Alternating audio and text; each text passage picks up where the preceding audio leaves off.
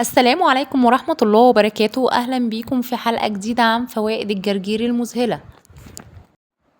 الجرجير يحسن صحة القلب، وكمان بيساعد على تقوية المناعة لأنه غني بفيتامين سي الذي يعزز من قدرة الجسم على محاربة العدوى.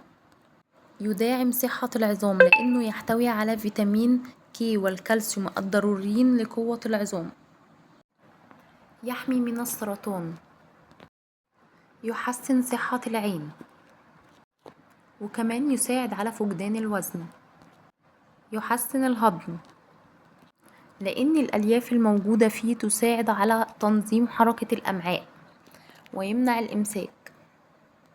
وكان عندك علم إن الجرجير بيساعد في تقليل الالتهابات وتظبيط السكر، لا وكمان ينظف الجسم من السموم. يمنحنا بشرة ناضرة، يوجد فيه فيتامين سي ومضادات الأكسدة تحارب علامات الشيخوخة وتجعل البشرة أكثر إشراقا. يحمي البشرة من الشمس، يعالج حب الشباب، يقوي الشعر ويقلل من التساقط، يحسن الأداء الرياضي، يعزز صحة الكبد، يساعد على النوم، يحارب رائحة الفم الكريهة، مضاد للبكتيريا، يقلل من التوتر،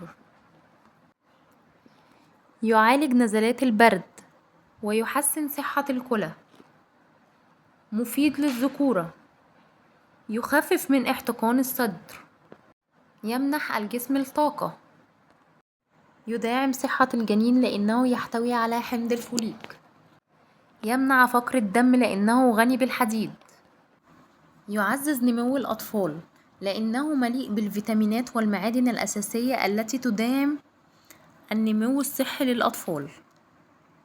وشكرا لحسن استماعكم، ولو عجبكم الفيديو ما تنسوش تشتركوا في القناة.